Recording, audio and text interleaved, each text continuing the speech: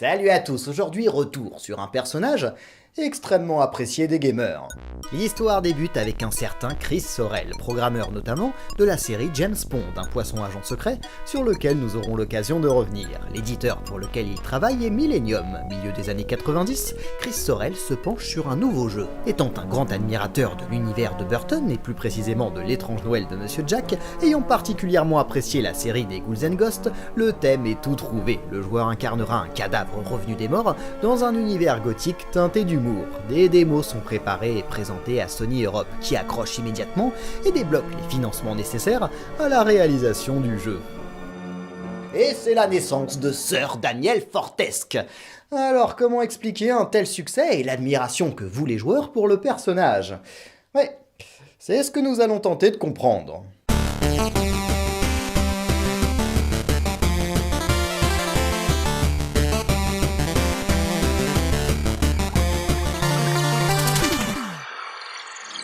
Il y a fort longtemps, à Galomère, le sorcier Zarok leva une armée de démons afin d'asservir le royaume.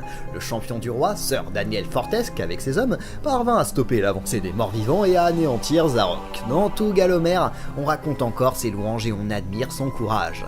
Seulement, entre la légende et la vérité, il y a toujours une marge. Sir Daniel Fortesque a reçu une flèche dans son œil dès le début de la bataille à laquelle il n'a même pas pu prendre part. Son cadavre pourrit donc dans une simple crypte, ne pouvant même pas reposer avec ses amis dans le grand hall des héros. Tout aurait pu finir ainsi, tristement, mais c'est sans compter le retour de l'infâme Zarok, qui une nouvelle fois réveille les morts pour reconstituer son armée, ramenant à la vie par la même occasion Sir Daniel Fortesque.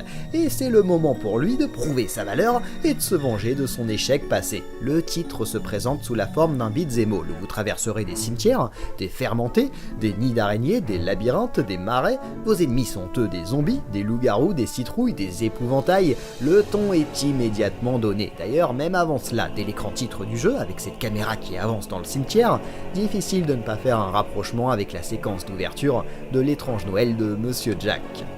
Comme ce dernier, l'ambiance est très clairement humoristique, les couleurs vives de cet univers macabre en témoignent. Tout un tas d'éléments sont prétexte au rire, les zombies totalement désarticulés, Sir Daniel qui prend son bras pour se battre avec quand il n'a plus d'épée, les dialogues avec les autres personnages, notamment dans le hall des héros, parce que oui, en récupérant des calices dans les niveaux, il sera possible de les échanger contre des armes auprès des grands héros de la bataille de Galomère.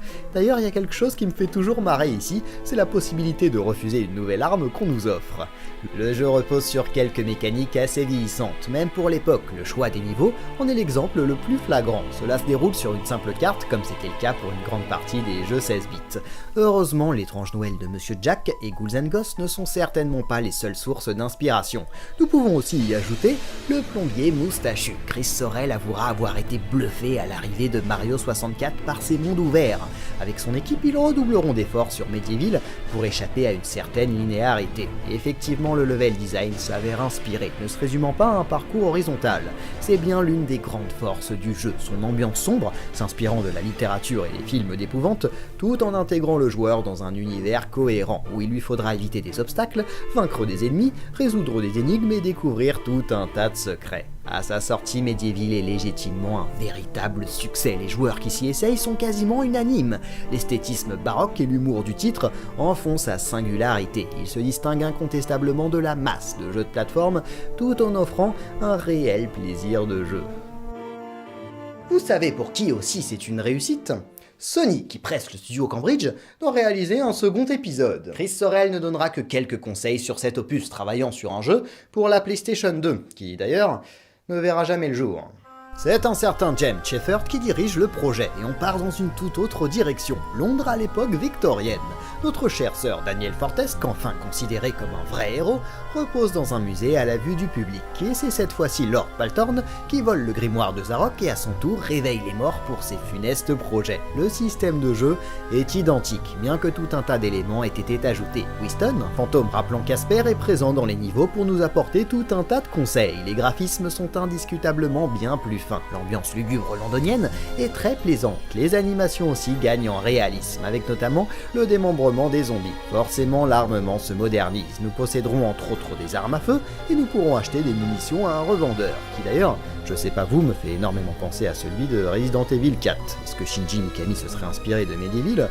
Allez savoir. La carte permettant de naviguer d'un niveau à l'autre a été remplacée par un vidéoprojecteur, se trouvant dans le laboratoire du professeur Hamilton Kift, qui nous aide dans notre aventure. On trouve aussi une réelle volonté d'apporter de la variété au jeu, entre un combat de boxe, la possibilité de mettre sa tête sur les petites mains vertes pour explorer les endroits les plus exigus, se changer en gentleman pour être accepté par le videur dans un club, et on a même une légère romance amoureuse avec Kia, la 91e épouse de Ramsès II.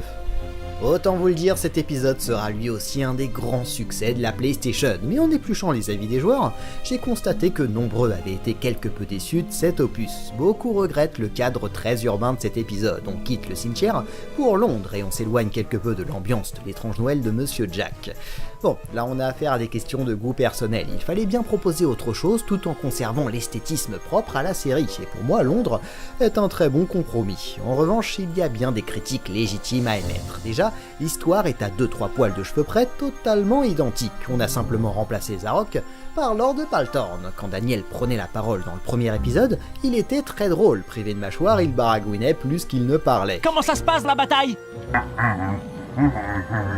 Ici, il s'exprime de façon assez ridicule. La VF y est aussi sûrement pour beaucoup, et cela a tendance à décrédibiliser le personnage. Finalement mis la main sur le légendaire grimoire de Zarok. Zarok, oh non, Usé. j'ai trouvé ça aussi. Intéressant. La plus grande déception pour ma part, c'est l'absence du hall des héros. C'était l'une des originalités du premier opus, d'aller dialoguer avec des guerriers d'antan qui nous offraient une de leurs armes en échange d'un calice. Ici, on a toujours les calices à récupérer, mais simplement dans le laboratoire du professeur, on les change directement contre une arme sans autre formalité. C'est un petit peu triste.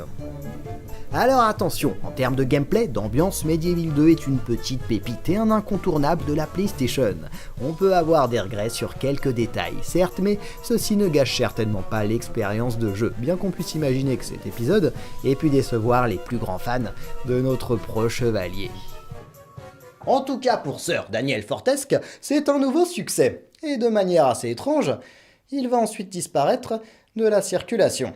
Studio Cambridge s'attaque à de nouvelles licences pour la PlayStation 2 et délaisse notre squelette, avec notamment Primal, un jeu d'action-aventure ne s'éloignant pas tant que ça de l'ambiance d'un Medieval, Ghost Hunter, un TPS à l'univers très sombre, et la firme participera aussi au développement de plusieurs jeux ou fonctionnalités, notamment le Hey-Toy de la PlayStation 2. Cela nous amène en 2005. Sony vient de sortir sa première console portable, la PSP, qui impressionne le public et la presse pour la qualité saisissante de ses graphismes. Studio Cambridge ayant toujours travaillé avec Sony, c'est l'occasion rêvée de refaire vivre le personnage le plus célèbre de la firme, Sir Daniel Fortesque. Un remake du premier épisode est donc mis en chantier. Et on voit les choses en grand, le level design du niveau est repensé et mis au goût du jour, le gameplay est plus précis, les graphismes totalement revus, les musiques réorchestrées, écoutez un petit peu la différence.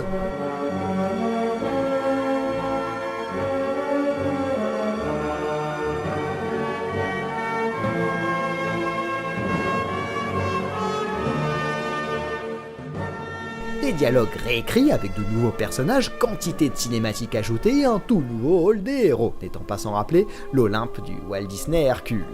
L'une des choses que l'on constate rapidement, c'est l'humour omniprésent du titre et qui fonctionne très bien. La mort est à mourir de rire. J'en ai ras les orbites des ex-morts. Les affaires n'ont pas été aussi florissantes depuis le grand massacre de Douce Med. Va falloir que je prenne un stagiaire. Elle sert aussi de voix off et ne manque jamais une tirade comique. Un pays où les gens étaient heureux, la guerre inconnue et les enfants polis et toujours serviables. Ce qui nous change agréablement de ces sales mômes qui n'ont de cesse de réclamer des bombes. N'hésitant pas à envoyer de petites vannes pendant les temps de chargement. Voici le cimetière. C'est un coin sympa, mais toutes ces tombes, ça ruine l'ambiance. Le Panthéon des héros. Amenez vos enfants. C'est comme un parc d'attractions avec des types armés jusqu'aux dents. On découvre aussi que si Daniel n'a pas participé à la grande bataille face à Zarok, c'est parce qu'il a prétexté que son lacet était défait. Alors là encore, certains fans ont crié au sacrilège face à tant de changements. D'autres ont été déçus du fait qu'il ne s'agisse que d'un remake et non d'un 3e épisode. Ça peut se comprendre, mais honnêtement, il n'y a pas grand chose à reprocher au jeu. Je me souviens qu'à titre personnel, ça avait été à sa sortie une façon pour moi de redécouvrir l'aventure d'un de mes héros favoris dans une version modernisée très plaisante.